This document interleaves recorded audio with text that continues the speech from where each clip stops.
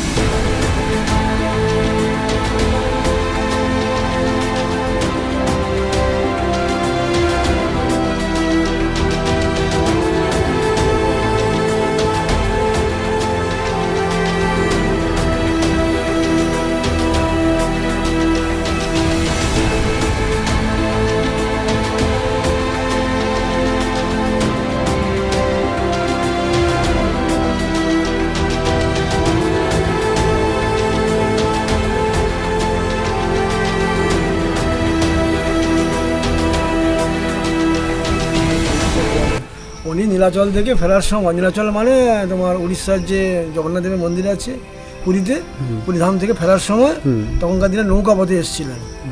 হ্যাঁ, সে নৌকার মাঝিরা ছিল মুসলিম, কয়েক ঘর এখানে আছে, আপাতত এখনও আছে তার নিদর্শন। তা তাদের সঙ্গে এসে নামিয়ে দিয়েছিল, নামিয়ে দেওয়ার পর এখানে এসে বিশ্রাম করেছিল। বিশ্রাম করার আগে উনি একটু পা পিছলে যায়।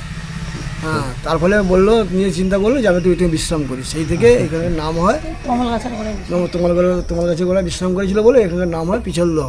আচ্ছা, সেই থেকে গ্রামের নাম পিছলদহ। আচ্ছা। তো বন্ধুরা শুনে নিলেন জায়গাটার নাম কেন পিছলদহ।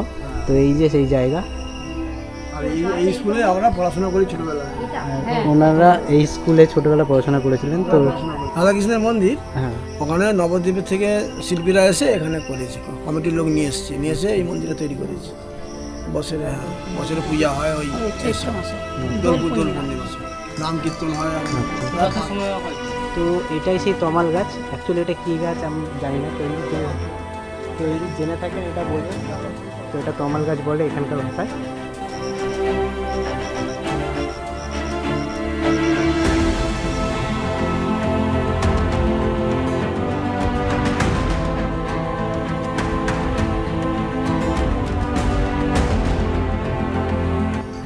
এখানে আড়াই দণ্ড মানে হচ্ছে এখানকার ভাষা সেটা 40 মিনিট।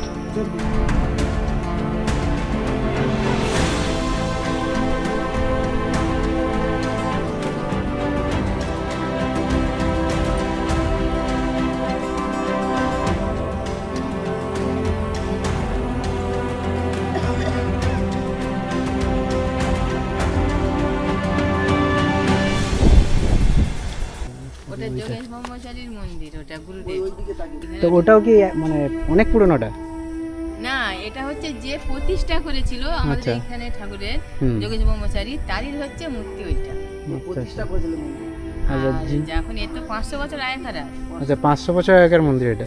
না, মন্দিরটা না, মানে আচ্ছা সেইখানে ওইটা, যেটা ওইটা আচ্ছা যে পড়েছিল, যেখানে পীর পড়েছিল। পাপিজলে হ্যাঁ 500 বছর আগে ওই তমল গাছটা।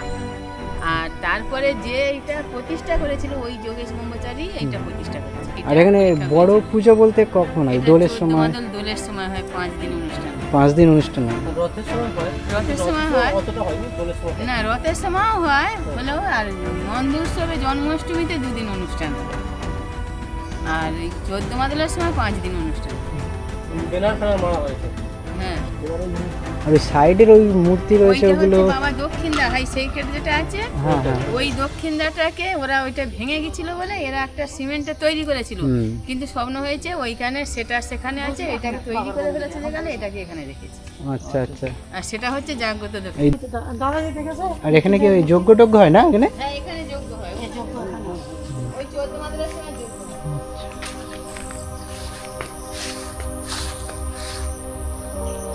এটা এই নাম কি না? দক্ষিণ রায়। আচ্ছা আচ্ছা।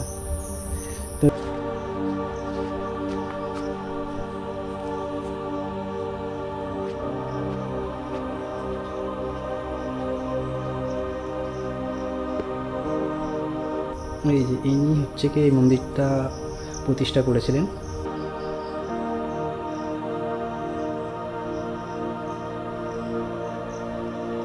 বন্ধুরা দেখে নিলেন তো এইখানকার স্টোরিটা আপনাদের শুনিয়ে দিলাম কি ছিল না ছিল। তো এইখানে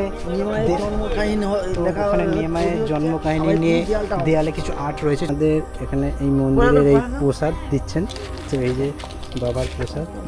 জুতো খুলে নিতে হবে। আচ্ছা পেছনে ওনাদের বাড়ি। তো মন্দিরটা কেমন লাগছে বল?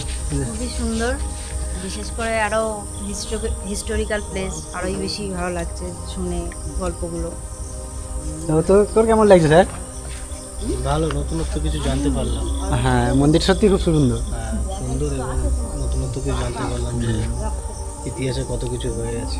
তো কেমন লাগছে মন্দিরটা মা? খুবই ভালো, এটা অজানা ছিল, এটা জানা হলো। খুবই সুন্দর মন্দির। এই যে বট গাছটা দেখছেন এটা অনেক অনেক পুরনো।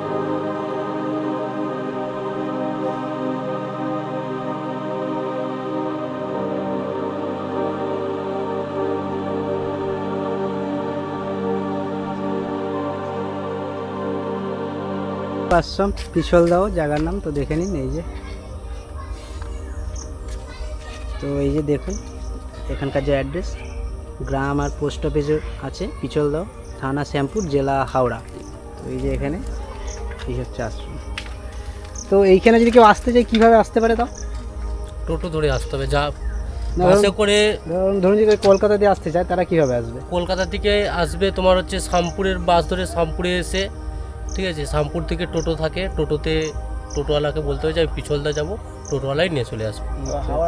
আর হাওড়া ট্রেনে করে আসলে উলুবেড়িয়া স্টেশন হয়ে আসতে হবে। ট্রেনে করে আর আসলে উলবেড়েও নামতে পারো, কিংবা বাগনান নেবে, বাগনানেও বাস পাওয়া যায়। উলবেড় নেবে, উলবেড় থেকে স্টেশন থেকে হেঁটে উলবেড় কাদেরা বাস পাওয়া যায়। উলবেড় কাদেরা বাসে যদি আসো গুজারপুরে নামবেন, গুজারপুরেও টোটো পাওয়া যায়। টোটোতে বলবেন আমি পিছলদা মন্দিরে যাব, টোটোওয়ালা নিয়ে আসবে। তো দেখা হচ্ছে আবার নেক্সট ব্লগে। বাই।